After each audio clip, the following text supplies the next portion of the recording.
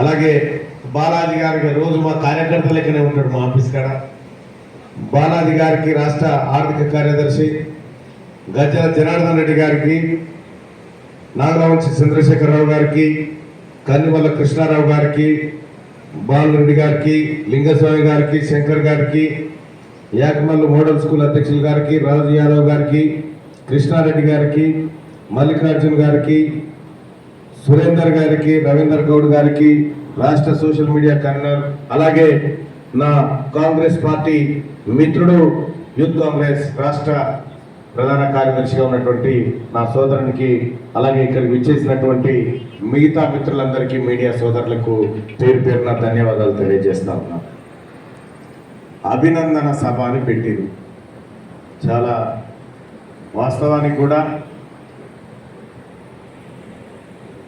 ఉపాధ్యాయుల సంఘాలతోటి నాకు ఏ రోజు అటాచ్ లేకుండే, ఏ రోజు కూడా నాకు పెద్దగా అటాచ్మెంట్ ఉండేది కాదు. కాకపోతే నేను V6 ఛానల్లో పనిచేసినప్పుడు హెల్త్ అండ్ ఎడ్యుకేషన్ డిపార్ట్మెంట్ చూసేవాడిని. ఈ ఉమ్మడి రాష్ట్రానికి ఎడ్యుకేషన్ డిపార్ట్మెంట్ నేనే చూసేవాడిని, హెల్త్ డిపార్ట్మెంట్ నేనే చూసేవాడిని. అధికారులతో పరిచయాలు ఉండేది కానీ ఈ సంఘాలతో చాలా తక్కువ పరిచయాలు ఉండేవి. అయితే మొట్టమొదటిసారిగా ఒక ఉపాధ్యాయ సంఘంతో ఒక పరిచయము, ఒక బంధం ఏర్పడిందంటే అది హర్షవర్ధన్ రెడ్డి అన్న ద్వారానే నేను మొట్టమొదటిసారిగా కావడం జరిగింది. అది మరి అన్న చెప్పినట్టు వాస్తవమే.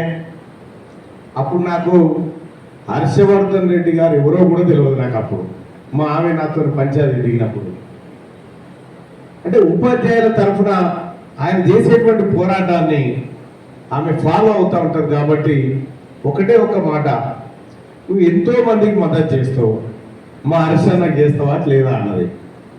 అంటే ఆయనతో 2-3 వీడియోలు పెట్టుకునిగా ఏం చేస్తాడు ఈ హర్షన్న, ఏం కథ అని చెప్పి చూస్తే అది జర స్పార్క్ అయితే కనిపించింది. ఏదో చేద్దాం అనుకుంటుండో అనేటువంటి ఒక స్పార్క్ అయితే కనిపించింది.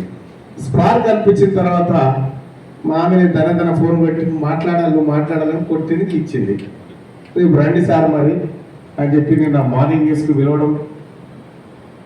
అంతకంటే ముందే నేనంటే చాలా అబ్జర్వ్ చేస్తున్నా, ఏంది మనిషి, ఏంది ఎటు పోతాడు, ఏం కథ, నిజంగా వేరే ఏమన్నా ఆలోచించి వస్తా ఉన్నాడా, ఉపాధ్యాయుల కోసం ఆలోచించి వస్తా ఉన్నాడా అనుకున్నప్పుడు తనలో మల్టిపుల్ ఉన్నాయి. కేవలం ఉపాధ్యాయుల నాయకుడు మాత్రమే గాలిరెడ్డి హర్షవర్ధన్ రెడ్డి గారు అంటే నేను ఒప్పుకోను ఫస్ట్. ఎందుకంటే ఆయన అన్ని వర్గాలకు సంబంధించినటువంటి నాయకత్వ లక్షణాలు దండిగా ఉన్నాయి. ఎక్కడో ఓ చోట ఆ చట్టసభలో కానీ ఈ సమాజంలో అక్కెరకు వచ్చేటువంటి వ్యక్తుల్లో హర్షవర్ధన్ రెడ్డి గారు ఉంటారని నేను భావించిన కాబట్టి నేను అన్న సాన్నిహిత్యాన్ని కోరుకున్నా. నేను వాస్తవానికి మా మార్నింగ్ న్యూస్కి నన్ను బిలువు అని చెప్పి చాలా మంది లక్షల రూపాయలు డొనేషన్ చేసే వాళ్ళు వస్తారు మా దానికి. అన్న ఒక్క 10 నిమిషాలన్న మమ్మల్ని చూపి అన్న అంటే వాస్తవానికి మా వార్తల్లోకి ఎక్కడం అంటే మూడితేనే ఎక్కుతుంది వాళ్ళకు. అటువంటి పరిస్థితిలో హర్షన్న నువ్వు హర్షం వ్యక్తం చేస్తూ హర్షన్నను పిలిచి ఆ రోజు నువ్వు ఖాళీ మద్దతు ఇస్తే సరిపోదాయా, ఆర్థిక మద్దతు కూడా ఇవ్వాలి అని అంటే సరే అని చెప్పి, అంటే దానివల్ల ఏదో జరుగుతుంది అనేది కాదు, నాలాంటి ఒక వ్యక్తి ఈ శరీరాన్ని విశ్వసిస్తుందన్న బలమైన విశ్వాసాన్ని ప్రజల్లోకి పంపడం కోసం చేసిన ప్రయత్నమే తప్ప కానీ ఇంకొకటి కాదు. అంటే నేను చేసిన దాంతో నేను ఇచ్చిన దాంతో ఏదో జరిగిపోదు, కానీ ఇది సమాజానికి ఒకటి అవసరం ఉన్నాడు రా అని చెప్పి సమాజం ముంగట నిలబెట్టి చెప్పే ప్రయత్నం చేసిన సరే అది జరిగిపోయింది. అట్లా ఉపాధ్యాయ సంఘాలతోటి కొంత బాండింగ్ ఏర్పడ్డది. మొన్నటి ఎన్నికల్లో పట్టభద్రుల ఎమ్మెల్సీ ఎన్నికల్లో గౌరవ ముఖ్యమంత్రి వర్యులు రేవంత్ రెడ్డి గారు కాంగ్రెస్ పార్టీ అభ్యర్థిగా నాకు అవకాశం ఇచ్చిన తర్వాత మొట్టమొదటిసారిగా మేము మద్దతు ప్రకటిస్తున్నామని చెప్పి మద్దతు ప్రకటించిన సంఘమే ఉపాధ్యాయ సంఘం. ఈ సంఘం మాత్రమే. ఆ తర్వాత అన్ని సంఘాలు కూడా మద్దతు ప్రకటించినాయి. ఇంత పెద్ద మరత ఉండే నాకు అక్కడ మద్దతు మరత ఇంత పెద్దది ఉంటుండే, కానీ ఆ మీదున్న మరత మాత్రం PRTU తెలంగాణదే. అది మీదే. అది హర్షన్న తర్వాత మీరు అందించినటువంటి రైట్, ఇది మీ మద్దతు వరకు. మీరంతా కష్టపడ్డారు, గెలిపించినారు, మీ శ్రమ ఉంది, ఈ విజయంలో మీ పాత్ర ఉంది, అది మరవలేనిది. అయితే హర్షన్న అభినందన సభానుడు కంటే భవిష్యత్ కార్యాచరణ సభగా దీన్ని పెట్టుకుంటే బాగుండేదేమో. ఎందుకు చెప్తా ఉన్నట్టు నేను ఇక్కడ కూర్చొని అన్నతో అంటా ఉన్నా, లేదన్నా మనం ఒక స్పెషల్ డ్రైవ్ చేయాల్సిందే దీని మీద.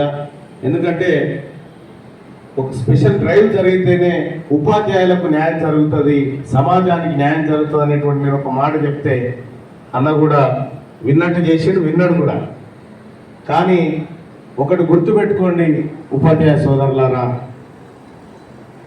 మీరు నిరుద్యోగుల పక్షాన కూడా ఉండాలా.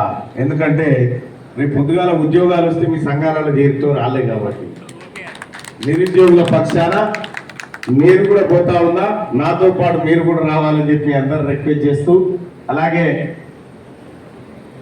టీచర్లకు సంబంధించి రాష్ట్ర ప్రభుత్వం మీ అందరూ ఇప్పుడే చెప్పారు, అక్కడ నేను గెలుపు పత్రం తీసుకోవడం, ఇక్కడ మీకు ఇచ్చినటువంటి హామీలు ఒకటి నెరవేర్చేటువంటి కార్యక్రమానికి ప్రజాప్రభుత్వం గౌరవ ముఖ్యమంత్రి రేవంత్ రెడ్డి గారు నిర్ణయాలు తీసుకుంటూ పోవడం, నా మీద భారం తగ్గిందని మీరు చెప్తున్నప్పటికీ కూడా పెద్ద పెద్ద ఉన్నాయి భారాలు. ఆ భారాలన్నింటిలో మీరు కూడా భాగస్వామి కావాలి. రేపు పొద్దుగాల ఖాళీ ఉంచుకునే మనిషి నాడు దోలితే సగం పంచుకోరని ఎవరు పని చేస్తామాడ. కాబట్టి ఒక సంతోషకరమైన